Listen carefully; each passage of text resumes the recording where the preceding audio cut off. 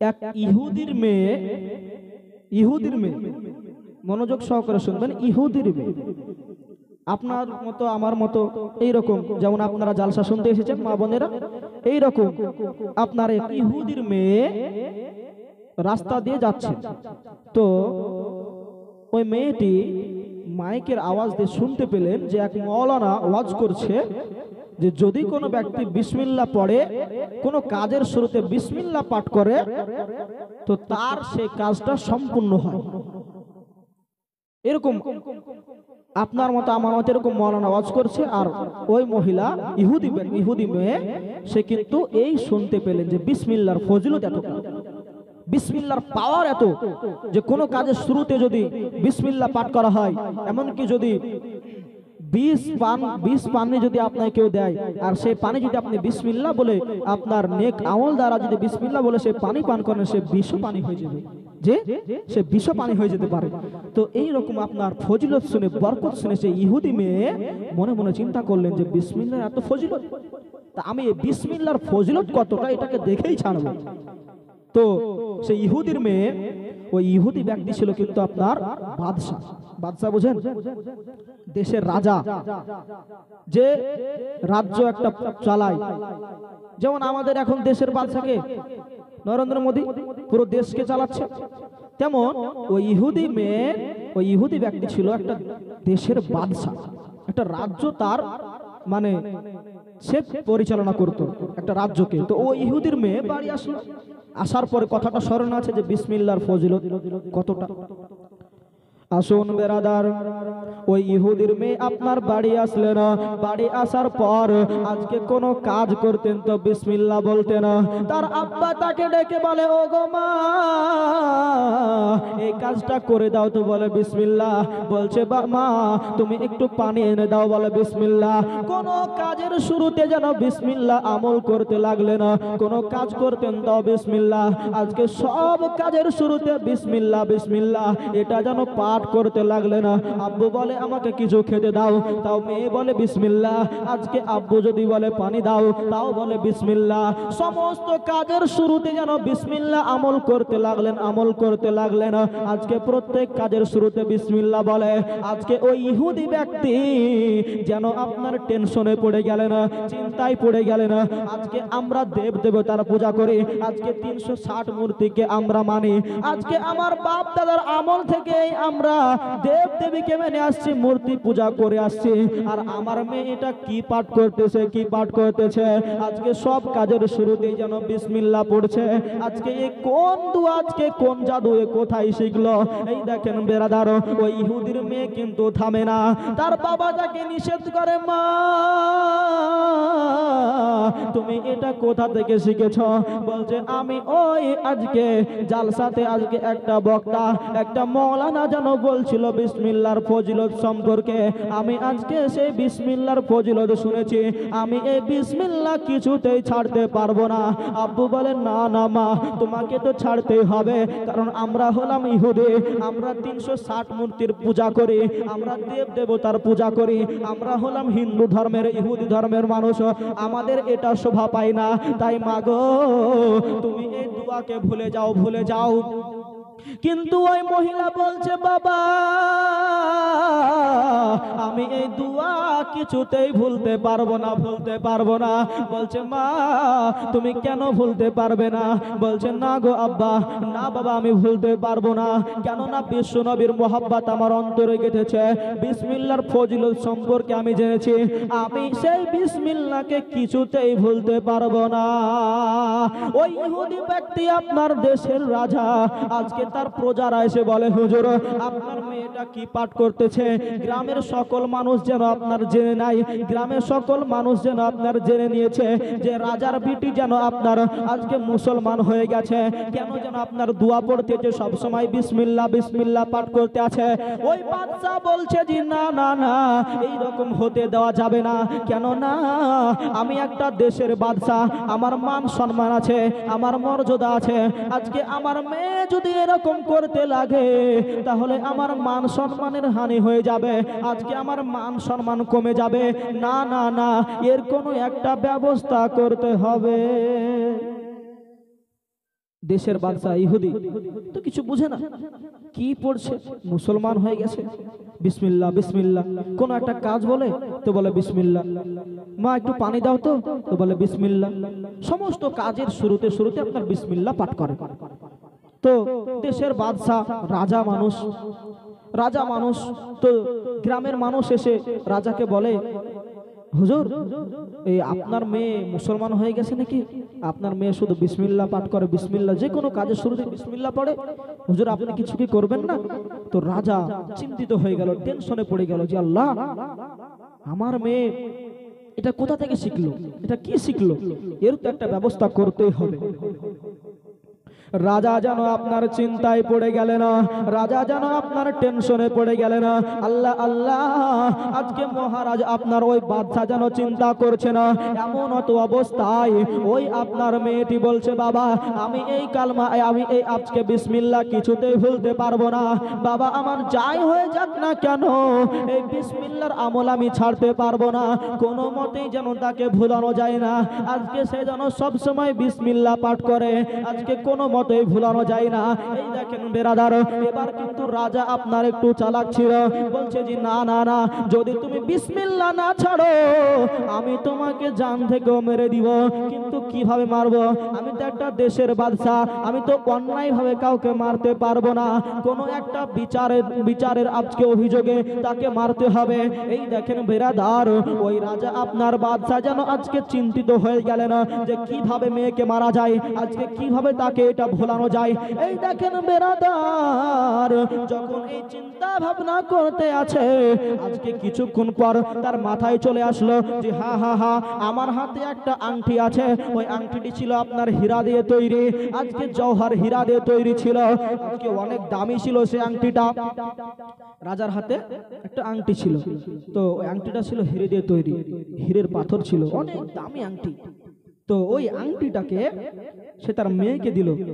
তো যখন মেয়েটি নিল তখন বিসমিল্লাহ বলে মেয়েটি আংটিটা নিল হাতে। তো রাজা মনে মনে চিন্তা করছে যে মেয়েকে আংটিটা দিব, তারপরের দিন আংটিটা চাইবো, যদি সে আংটি না দিতে পারে তাহলে তাকে সেই অভিযোগে তাকে মৃত্যুদণ্ড সাজা দিব।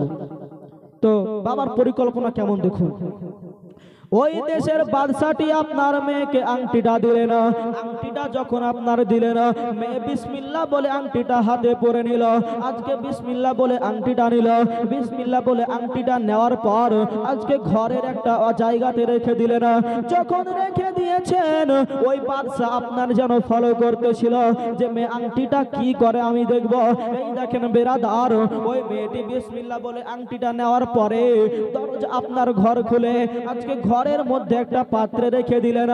আজকে আপনার ওই বাদশা যেন ওই আপনার দেখে নিলেন যে কোথায় রাখলো আংটিটা। আজকে তার পরের দিন রাত্রে বেলাতে কি করছে দেখুন, ওই দেশের বাদশা আজকে তার একটা প্রহরীকে ডাকলেন, প্রহরীকে ডাকার পরে বলছেন, ও আমার প্রহরী, ও আমার আজকে আমার পাহারাদার, তুমি চলে যাও ওই রাজকন্যার ঘরে যাও, আর যাওয়ার পরে ওই আংটিটাকে চুরি করে নিয়ে আসো। এই দেখেন বেরাদার, ওই পাহারাদার এক কদম দুই কদম করতে করতে যেন আপনার আংটিটাকে চুরি করলেন, চুরি করে নিয়ে আসলেন। নিয়ে আসার পর যেন ওই মহারাজকে দিলেন, আজকে বাদশাকে দিলেন।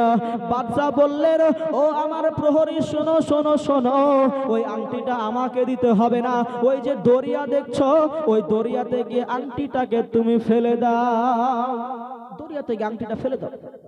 সকালবেলায় আমি আমার মেয়েকে যখন আংটিটা চাইবো দিতে পারবে না, তো সেই সাজাতে, সেই অভিযোগে তাকে সাজা হিসাবে আমি মৃত্যুদণ্ড দিয়ে দিব। আপনার বাদশার পরিকল্পনা অনুযায়ী, বাদশার আজকে পরিকল্পনা অনুযায়ী ওই পাহারাদার কি করলেন, এক কদম দুই কদম করে আজকে আপনার ওই নদীর ধারে চলে গেলেন।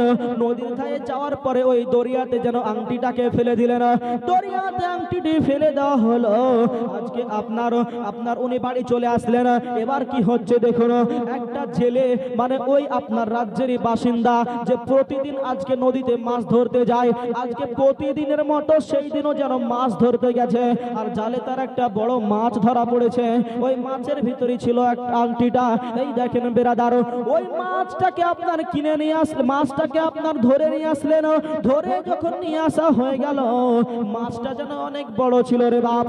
আজকে আপনার জেলেটি খুশি হয়ে গেল যে আল্লাহ গো, আজকে আমি একটা বড় মাছ পেয়েছি, এই মাছটিকে আমি আজকে চড়া দামে বিক্রি করে আজকে আমি এটা দাম পাবো। এই দেখেন বেরাদার, ওই ছেলেটি আপনার আজকে বাজারে চলে গেলেন মাছটাকে নিয়ে। এইদিকে আপনার মহারাজ, এইদিকে বাদশা, ইহুদি বাদশা আপনার তার প্রজাকে বলছে যে আংটিটা ফেলে দিয়েছিস? বলে হ্যাঁ, আংটি আমি ফেলে দিয়েছি। বলল ঠিক আছে, যা যা যা বাজারে চলে যা, আর বাজারে যাওয়ার পরে একটা মাছ কিনে নিয়ে আয়। আজকে বিটিকে মারবো তো ভালো মন্দ খাইয়েই মারবো। বাপ কেমন দেখেন, ইহুদি তো, ইহুদি বেধর্মী মানুষ, ইসলাম সম্পর্কে তো বুঝে না, ইসলাম কি জিনিস এটাও তারা বুঝে না। তো ওই আপনার প্রহরীকে বলছে যা বাজার থেকে একটা বড় মাছ কিনে নিয়ে আয়, বিটিকে মারবো তো ভালো মন্দ খাইয়েই মারবো। তো ওই জেলে আপনার প্রহরী বাজারে গেল, বাজারে যাওয়ার পরে সে মাছ কিনে নিয়ে আসলো। ওই মাছটা, যে মাছটা জেলেটি ধরেছিল, আর ওই মাছের ভিতরে ছিল আংটিটা।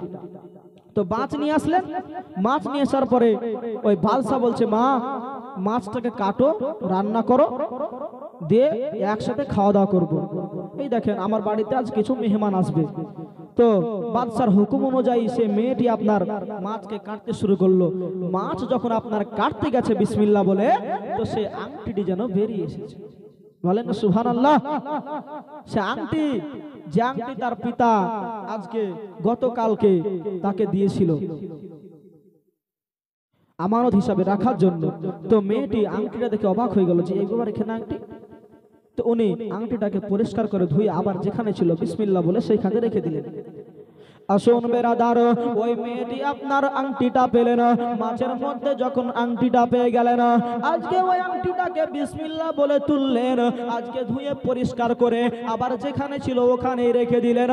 এই দেখেন বেরাদার, ওই আপনার বাদশাহ, আজকে ইহুদি বাদশাহ আজকে এবার বলছে যে এবার হবে, এবার আমার মেয়ের কাছে আংটিটা চাইবো। যদি আংটি না দিতে পারে তাকে শাস্তি হিসাবে মৃত্যু দণ্ড দিব। আজকে বাবা কত স্বার্থপর দেখো না। আজকে ইহুদি বাবা বলছে মা, তোমাকে যে কালকে আংটিটা দিয়েছিলাম, ওই আংটিটি কোথায়, আমার কাছে নিয়ে আসো।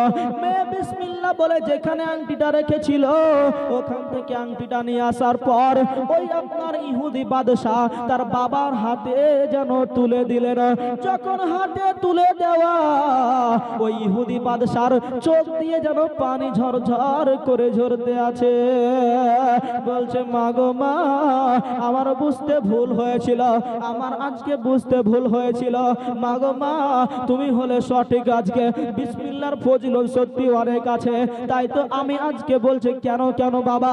বলছে শোনো গো মা, তোমাকে যে আংটিটা আমি দিয়েছিলাম, ওই আংটিটি রাত্রে প্রহরীকে দিয়ে চুরি করিয়ে আমি দরিয়াতে ফেলে দিয়েছিলাম। ওই মেয়েটি বলছে বাবা, এটাই হলো বিসমিল্লাহর ফজিলত।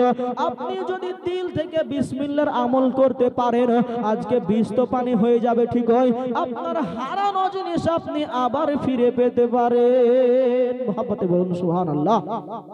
এবার দরুদ পড়ুন, আল্লাহুম্মা সাল্লি আলা মাওলানা মুহাম্মদ সাল্লাল্লাহু আলা মুহাম্মাদিন মুহাম্মদ সাল্লাল্লাহু আলা মুহাম্মাদিন সাল্লাল্লাহু আলা মুহাম্মদ হরদম জবান সনে কালো পাক মুহাম্মদ হরদম জবান সনে কালো শাফিয়ানা সাল্লাল্লাহু তাআলা আলাইহি ওয়াসাল্লাম। আসুন বাপজিরা, আমার ভাইরা, আমার মা বোনেরা, আমার মা খালারা, এবার আমার মূল আলোচনায় ঢুকবো। বাবা, আপনাদের সম্মুখে আমি আয়াত তেলাওয়াত করেছিলাম, ইয়া আইয়ুহাল্লাযীনা আমানুত্তাকুল্লাহ, ও ঈমানদার বিশ্বাসীগণ, তোমরা আল্লাহকে ভয় করো আর আজকে সত্যবাদীর সাথী হয়ে যাও। আল্লাহকে কেমন ভয় করতে হবে রে বাবা, একটু মনোযোগ সহকারে শুনলে আপনারা বুঝতে পারবেন। আলোচনা এবার শুরু হচ্ছে, এতক্ষণ টেলার ছিল, এবার আলোচনা আপনারা মনোযোগ সহকারে শুনুন। আর ঠান্ডার রাত বেশি লম্বা চওড়া করা যাবে না, কিন্তু একটু মনোযোগ সহকারে শুনবেন। আবু সালেহ মুসা জঙ্গি রহমাতুল্লাহি তাআলা আলাইহি একজন আল্লাহর ওলি ছিলেন, জবরদস্ত আল্লাহর ওলি। ওনার ঘটনা আপনাদের সম্মুখে আমি শোনাবো যে উনি আল্লাহকে কেমন পরিমাণে ভয় করেছিলেন। এই দেখেন বেরাদার, হযরতে আবু সালেহ মুসা জঙ্গি রহমাতুল্লাহি তাআলা আলাইহি একদিন রাস্তা দিয়ে চলতে আছেন। সময়টা ছিল রমজান মাস। আজকে উনি রোজা অবস্থায় ছিলেন। রোজা অবস্থায় উনি আপনার যেন সফর করতে আছেন। এমন তো অবস্থায় আজকে ইফতারের সময় যেন কাছে এসেছে, আজকে ইফতারের সময় যেন আর বেশি নাই। উনি আপনার চিন্তিত হয়ে গেলেন, টেনশনে পড়ে গেলেন।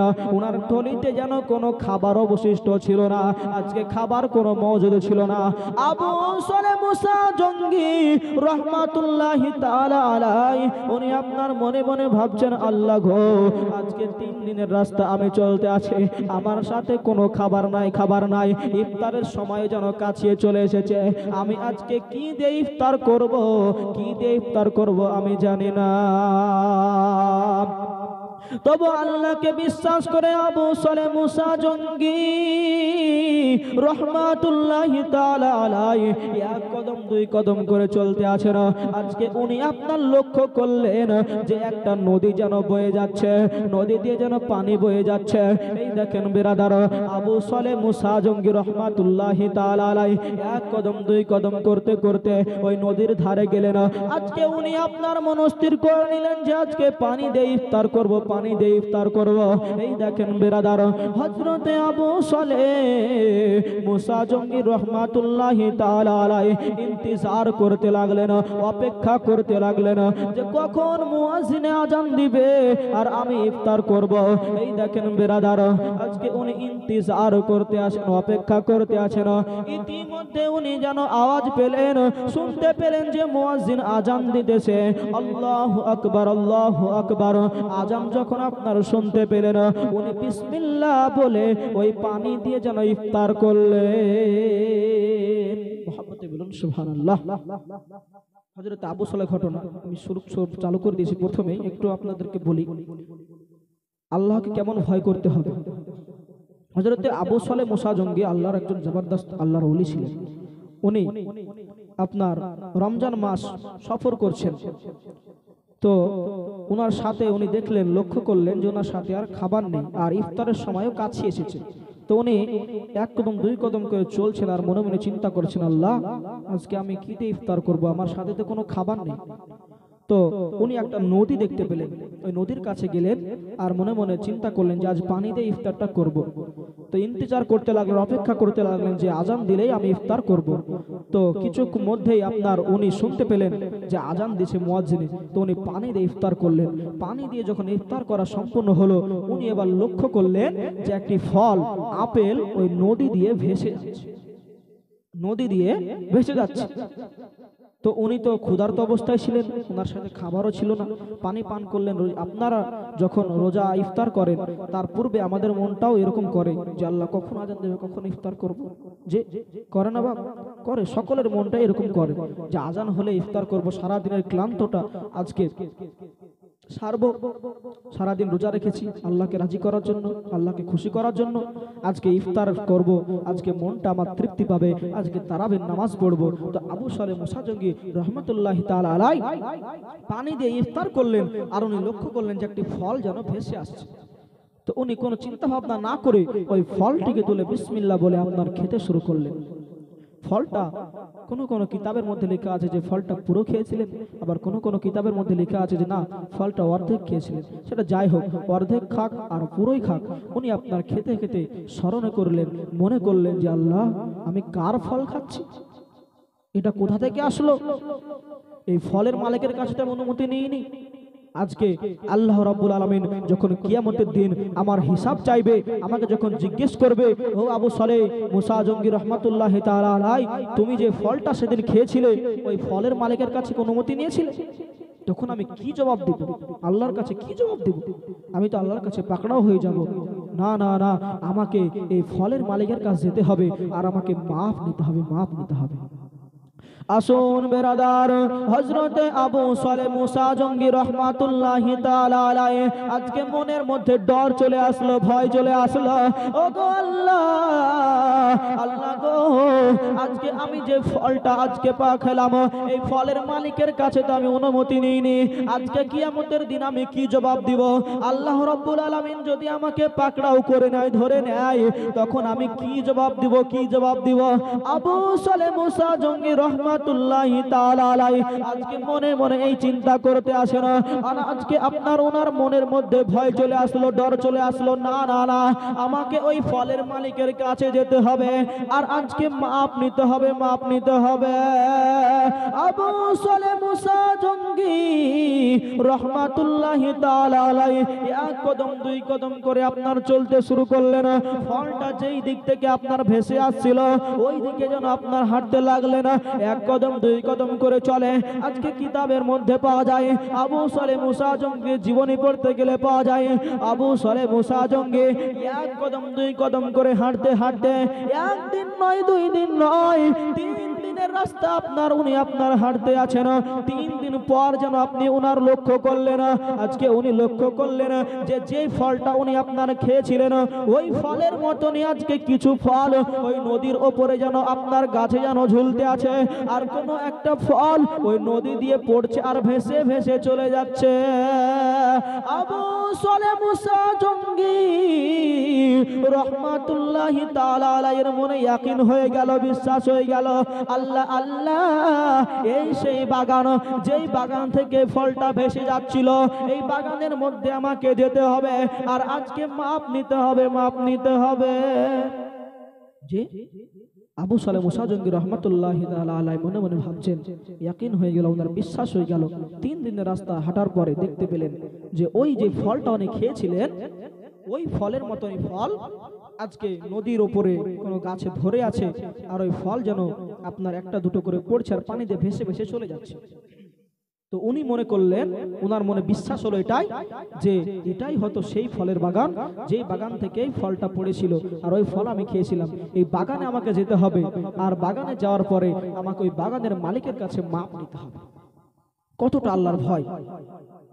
আমরা কত আপনার মিথ্যে আপনার ফল কত বাগান থেকে পেড়ে খেয়ে নি, কোনো খবর থাকে না, যে থাকে না। তো এই ফল খাওয়ার জন্য দেখেন কতটা আল্লাহর ভয় তাদের মধ্যে ছিল। 3 দিনের রাস্তা হেঁটে এসেছেন, আসার পরে ওই বাগানের মধ্যে প্রবেশ করবেন, তার আগে আল্লাহ আল্লাহ করছে যে ওগো রব্বুল আলামিন, আজকে এই বাগানের আমি তো প্রবেশ করব, এই বাগানের মালিক আল্লাহ তুমি মুসলমান বানিয়ে। কেন? যদি বাগানের মালিক মুসলমান হয় তাহলে আমার মাপ নিতে একটু সুবিধা হবে, ক্ষমা নিতে একটু সুবিধা হবে, আমাকে ক্ষমা করে দিবে।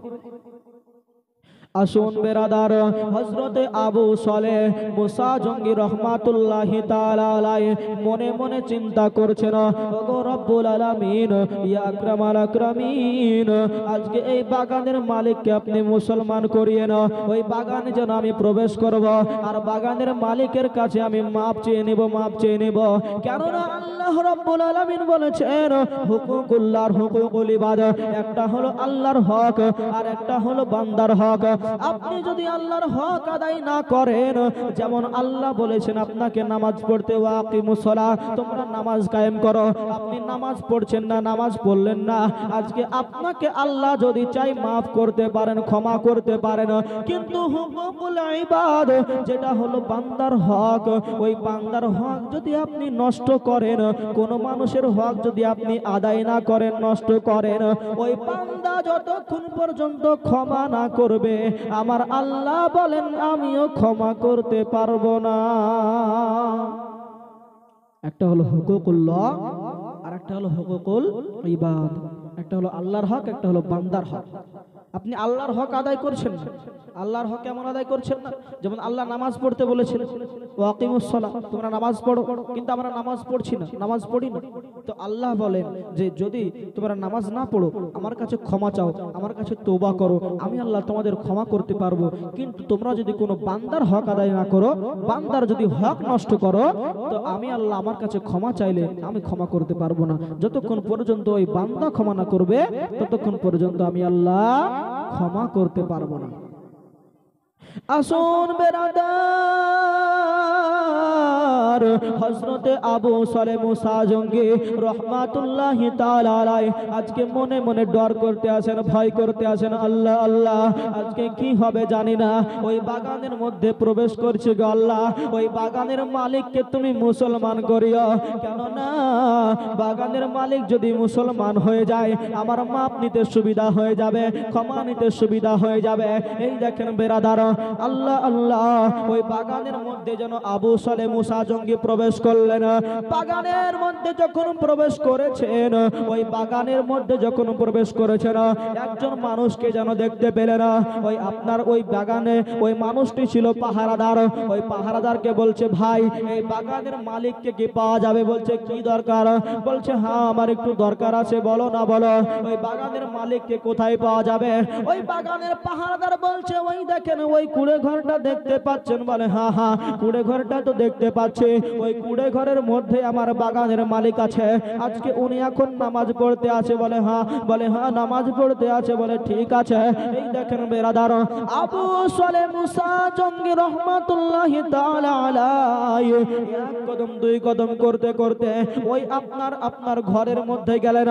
ঘরের ওখানে যাওয়ার পর ইন্তজার করতে লাগলেন, অপেক্ষা করতে লাগলেন। আজকে উনি যখন নামাজ শেষ করে বাইরে বেরিয়ে আসবে, আমি আজকে ক্ষমাটা চেয়ে নেব, ক্ষমা চেয়ে নেব। যখন আবু সালেহ মুসা জঙ্গি দেখলেন আজকে ওই ব্যক্তি নামাজ পড়ছে, নামাজে রত আছে, উনি আপনার মনে মনে খুশি হয়ে গেলেন, আল্লাহ আল্লাহ ওই বাগানের মালিক তাহলে সচ্চা মুসলমান আছে, কেননা উনি নামাজ পড়তে আছে, তাহলে তো আমার ক্ষমা নিতে সুবিধা হয়ে যাবে। মোহাম্মতে বলুন সুবহানাল্লাহ। আপনার আবু সালেহ মুসা জঙ্গি রহমাতুল্লাহ আলাইহি বলছে, আল্লাহ এই বাগানের মালিক নামাজ পড়ছে, তাহলে সচ্চা মুসলমান আছে, মুসলমান ব্যক্তি ছাড়া তো নামাজ পড়বে না। তো বলছে তাহলে আমার মাপ নিতে সুবিধা হবে, ক্ষমা নিতে সুবিধা হয়ে যাবে। তো উনি মনে মনে খুশি হলেন একটু। আসুন বেরাদার, আবু সালেহ মুসা জঙ্গি রহমাতুল্লাহি তাআলা আলাইহি ইন্তজার করতে আছেন, অপেক্ষা করতে আছেন। আল্লাহ আল্লাহ যখন আপনার বাগানের মালিকের নামাজটা শেষ হলো, উনি আপনার বাইরে বেরিয়ে আসছেন। বাইরে যখন বেরিয়ে আসছেন, আবু সালেহ মুসা জঙ্গি রহমাতুল্লাহি তাআলা আলাইহি ভাবছেন, এবার আমি মাপটা চেয়ে নিব, ক্ষমাটা চেয়ে নিব, আমাকে হয়তো তাড়াতাড়ি ক্ষমা করে দিবে, কেননা বাগানের মালিক মুসলমান আর আমি হলাম মুসলমান। আবু সালেহ মুসা জঙ্গি রহমাতুল্লাহি তাআলা আলাইহি ওই আপনার বাগানের মালিকের হাত দুখানা ধরে নিয়েছে। হাত দুখানা ধরে নেওয়ার পরে বলছে, হুজুর ওগো হুজুর, আজকে আপনি এই বাগানের মালিক? বললে হ্যাঁ হ্যাঁ আমি এই বাগানের মালিক। বললো কি বলবে বলো বাবা, তুমি কে বাবা, কোথায় থেকে এসেছো? আবু সালেহ মুসা জঙ্গি রহমাতুল্লাহি তাআলা আলাইহি নিজের পরিচয়টা দিলেন। পরিচয় দেওয়ার পরে বলছেন, হুজুর আমি হলাম এক মুসাফির ব্যক্তি, আমি জঙ্গল দিয়ে আজকে সফর করছিলাম, এমন অবস্থায় হুজুর আমি রোজা অবস্থায় ছিলাম, আমি ইফতারের জন্য আজকে আমার কাছে কোনো খাবার ছিল না হুজুর, তাই আমি একটা নদীর পাশে আসি, নদীর পাশে এসে পানি দিয়ে আপনার ইফতারটা করি। আর সেই সময় একটি ফল আমি দেখতে পাই হুজুর, আমি অনেক ক্ষুধার্ত ছিলাম হুজুর, আমি অনেক তৃষ্ণার্ত ছিলাম হুজুর, আমি ওই পুকুর থেকে পানি পান করলাম আর ওই ফলটাকে বিসমিল্লাহ বলে খেয়ে নিলাম হুজুর। কিন্তু ওই ফলের মালিক হচ্ছেন আপনি, আপনার কাছে তো আমি অনুমতি নিইনি, কিন্তু আল্লাহ রাব্বুল আলামিন বলেছেন হুকুকুল ইবাদ, তোমরা যদি কোনো বান্দার হক নষ্ট করো, তোমাকে ওই বান্দা যতক্ষণ পর্যন্ত ক্ষমা না করবে, মাফ না করবে, আমি আল্লাহ ক্ষমা করতে পারবো না। তাই হুজুর আজকে আমি একদিন নয়, 2 দিন নয়, 3 দিনের রাস্তা হেঁটে এসেছি আপনার কাছে ক্ষমা নেওয়ার জন্য। মুহাব্বতে বলুন সুবহানাল্লাহ। হযরত আবু সালেহ মুসা জঙ্গি রাহমাতুল্লাহ আলাইহি বলছেন, হুজুর আমি এক মুসাফির ব্যক্তি, এইরকম রাস্তা দিয়ে সফর করেছিলাম, এরকম অবস্থা, আপনার একটা ফল আমি খেয়ে নিয়েছি আপনাকে না বলে, আপনার হক আমি নষ্ট করেছি হুজুর, তো আপনি যদি আমাকে ক্ষমা না করেন আমার আল্লাহ আমাকে ক্ষমা করবে না, তাই হুজুর আপনি আমাকে ক্ষমা করে দিন। আব্দুল্লাহ সুমাই, ওই বাগানের মালিকের নাম হলো আব্দুল্লাহ সুমাই, নামটা মনে রাখবে না। হযরতে আব্দুল্লাহ সুমাই রাদিয়াল্লাহু তাআলা আনহু, উনি আপনার একজন আল্লাহর ওলি ছিলেন। উনি আপনার মনে মনে চিন্তা করতে আছেন, আজকে মনে মনে চিন্তা করছেন, আল্লাহ গো আজকে আমার জীবনে আমি এই রকম ছেলে কোথাও দেখিনি যে আজকে একটি ফল খাওয়ার জন্য, একটি ফল তাও আপনার অর্ধেক খেয়েছে, পুরোটা খায়নি বা পুরোটাই খেয়েছে, যাই হোক আজকে একটি ফল খাওয়ার জন্য আমার কাছে 3 দিনের রাস্তা হেঁটে এসেছে। আজকে আমার বাগানে কত হাজার হাজার ফল পড়ে নষ্ট হয়ে যায়, আজকে চোরে চুরি করে নিয়ে যায়, কত ফল যেন নষ্ট হয়ে যায়। আল্লাহ গো এ কেমন নেক সন্তান, এ কতই না ভালো সন্তান যে একটা ফল খাওয়ার জন্য, একটা আপেল খাওয়ার জন্য আমার কাছে মাপ নিতে এসেছে, ক্ষমা নিতে এসেছে। এই সোনার টুকরো ছেলেকে আমি হাত ছাড়া করতে চাই না, একে আমার জামাই বানাতে হবে। মুহাব্বতে বলুন সুবহানাল্লাহ। এইরকম জামাই বানাতে হবে, একে আমার জামাই বানাতে হবে। হে মা বোনেরা, জামাই নেবেন দেখে শুনে,